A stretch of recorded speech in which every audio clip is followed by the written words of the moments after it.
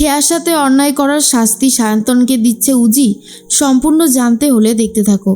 গল্পের শুরুতেই দেখা যায় উজি কোনোভাবেই যেন মেনে নিতে পারছে না যে কী করে খেয়ার বিয়েটা হয়ে গেল। সায়ন্তন একজন ক্রিমিনাল, কিন্তু কোনো প্রমাণই জোগাড় করে উঠতে পারেনি এখনো পর্যন্ত।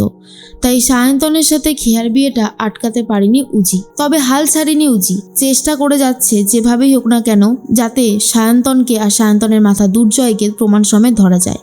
প্রমাণ সমেত যাতে দুজনকে ধরতে পারে তার জন্য দীপ্তিকে দিয়ে দীপ্তির বাবার পিছনে নজর রাখার জন্য করার জন্য রেকর্ডার পাঠিয়ে দিয়েছে। আর এর মাঝখানেই নিশাকে ফোন করে উজি আর বলে, দিদি আমি কিন্তু এখনও বলছি সবটা আমাদেরকে বল। তুই এই যে সবটা বলছিস না, এতে যে তুই কত বড় বিপদে পড়তে পারিস তোর কোনো আইডিয়া নেই। এরপর যখন বিপদে পড়বি তখন কিন্তু আমার বা জিৎ স্যারের কারোর সাহায্যই তুই পাবি না। সময় থাকতে থাকতে বলে দে তুই এই স্ক্যামিংটা করেছিস কি না। তখন নিশা বলে, আরে বাবা আমি কিছু করিনি। আর কতবার বলবো যে আমি কিছু জানি না, আমি কিছু করিনি। ঠিক সেই মুহূর্তেই উজি বলে, তুই যদি কিছু নাই করে থাকিস তাহলে তো বেঁচে গেলি, আর যদি কিছু করে থাকিস সেক্ষেত্রে কিন্তু আমরা তোকে বাঁচাতে পারবো না। এরপরে নিশা বলে, আর এই যে জিৎ, ও কি আদৌ আমাকে ভালোবাসে? আমার তো কোনোভাবেই মনে হয় না যে ও আমাকে ভালোবাসে। যদিও আমাকে ভালোবাসতো তাহলেও আমাকে ঠিক আটকানোর চেষ্টা করতো, বাঁচানোর চেষ্টা করতো, উল্টেও আমাকে ফাঁসিয়ে দিচ্ছে। কাজটা কি ঠিক করছে? তখনই উজি বলে, আমরা অফিসাররা আমাদেরকে ডিউটি করতেই হয়, আমরা ডিউটি ছাড়া আর কিছু করতে পারবো না, আমাদের কাছে সবার আগে আমাদের ডিউটি। সেজন্যই তোকে কথাটা বললাম। আর যাই হোক, কালকে তুই তাড়াতাড়ি চলে আসিস, কালকে কিন্তু খেয়ার বৌভাতের অনুষ্ঠান আছে। তখনই নিশা বলে, ঠিক আছে আমি যাবোখানে। এর মাঝখানেই দুর্জয় তো বাড়িতে বসে বই পড়তে থাকে, এমনটাই সবাইকে দেখায়। তখনই পৃথা বলে, কি ব্যাপার তুমি এখনও খাওনি? দুর্জয় বলে, খেতে ইচ্ছে করছে না। এই প্রথম ব্যানার্জি বাড়িতে এত বড় একটা অনুষ্ঠান হলো আর সেখানে আমার ডাক পড়েনি, আমাকে কেউ নেমন্তন্নই করেনি, ভাবলেই কেমন যেন একটু অবাক লাগে। ঠিক সেই মুহূর্তেই পৃথা বলে, তুমি যা কাজবাজ করেছো তাতে আর তোমাকে কি করেই বা বলবে। যাই হোক, আমি শুধু এটুকুই চাই যে তুমি এখন একটু ভালো হয়ে যাও। এর মাঝখানেই তখন মনে মনে দীপ্তি ভাবে, বৌমণি যেটা বলছিল সেটা কি আদৌ ঠিক হতে পারে?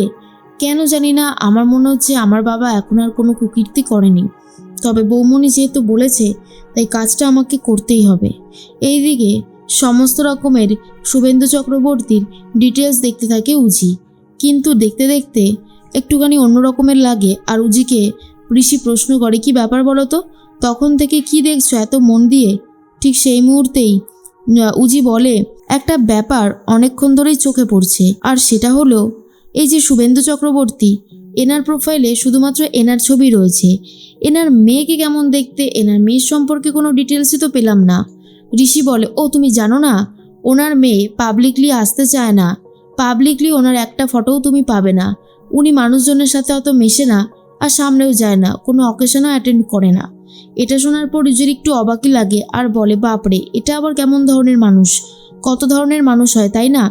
ঋষি তখন বলে, একদমই তাই। এরপরে ঋষি টেনশন করতে থাকলে উজি বলে, কি ব্যাপার নিয়ে এত ভাবছো বলো তো? ঋষি বলে, ভাবনা চিন্তার কি আর শেষ আছে? খেয়ার বিয়ে হয়ে গেল, আমরা জানি সায়ন্তন ভালো ছেলে নয়, তবুও এখানে এসে রয়েছে, নিশ্চয়ই কারোর কোনো ক্ষতি করবে। আবারও কি ক্ষতি করতে চায় সেটাই বোঝার চেষ্টা করছি। আর ও কত সাংঘাতিক, হ্যাঁ, আমার মতন হুবহু দেখতে এসে দেখাতে এসে তারপরেই নিশাদিকে মারতে চেয়েছিল, মেরেও ছিল, তারপরে ওর বিরুদ্ধে আমরা কোনো প্রমাণ জোগাড় করতে পারলাম না। তখন উজি বলে, চিন্তা করো না, আশা করছি আমরা এবারে একটা প্রমাণ পাবোই পাবো। এরপরে এই ঋষি উজিকে বলে, আমার বোনটার কোনো ক্ষতি করে দেবে না তো? উজি তখন বলে, করুক না, একবার করুক, দেখোখানে ওর কপালে কি অশেষ দুঃখ নাচছে। এদিকে দীপ্তি দুর্জয়ের ঘরে সেই রেকর্ডারটা লাগিয়ে দেয় যাতে উজি সবটা শুনতে পারে, কন্ট্রোল করতে পারে। সকালবেলায় ঘুম থেকে উঠে পড়েছে সায়ন্তন আর ঘুমাচ্ছিল খেয়া। তখনই দুজনের জন্য 2 কাপ কফি করে নিয়ে চলে আসে সায়ন্তন। খেয়া তখন বলে, বাপরে এত সকাল সকাল উঠে পড়েছো? সায়ন্তন বলে, না উঠে লাভ আছে, আজকে থেকে এই যে আমাদের নতুন জীবন শুরু, আর নতুন জীবনটা আমরা অনেক উপভোগ করে কাটাবো, অনেক ভালোভাবে কাটাবো, কেমন? খেয়া বলে, সে তো নিশ্চয়ই। এর মাঝখানেই চলে এসেছে উজি, আর তখনই মুন্নি বলে, দাদাভাই দেখ সকাল সকাল কে এসেছে।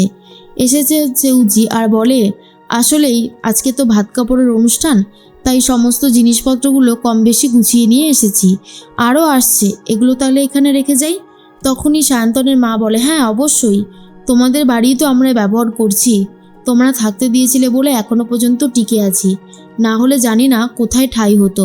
উজি বলে, একদম এরকম বলবেন না, আপনারা হলেন এখন আমাদের আত্মীয়, খেয়ার শ্বশুরবাড়ির লোক বলে কথা। আপনারা বিপদে পড়লে আমরা হেল্প করব না তো আর কেই বা হেল্প করবে বলুন তো?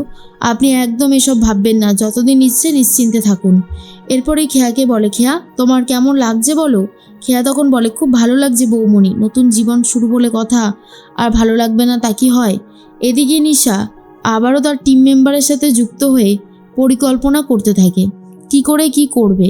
তখনই নিশা ভাবে, মহারানীকে সেটা আর জিত বসু জানা হবে না, কারণ এই মহারানীর পিছনে ধরতে গিয়ে এখন জিত বসু হাবুডুবু খাবে, আর এই সুযোগে আমি অন্য স্ক্যাম করে বড়লোক হয়ে যাব। আমার জীবনে টাকা চাই, টাকা ছাড়া আমার জীবনের কিচ্ছু নেই। এর মাঝখানেই মুন্নিকে নিয়ে সায়ন্তনের ঘরে যাবে বলে ঠিক করে উজি, কারণ সায়ন্তনের ঘরে যাওয়াটা খুব জরুরি। এরপর মুন্নি, খেয়া আর উজি তিনজন মিলেই চলে যায়। উজি তখন বলে, খেয়া তুমি ভালো আছো তো? তোমার কোনো রকমের কোনো অসুবিধা হচ্ছে না তো? খেয়া তখন বলে, না না বৌমণি, অসুবিধা হবে কেন, আমি তো নিজের বাড়িতেই আছি, আর ওরা এমনিতেই আমার খুব যত্ন নিয়েছে, আর কোনো অসুবিধাই হচ্ছে না। খেয়া তখন বলে, যাক তাহলে তো খুব ভালোই হয়েছে।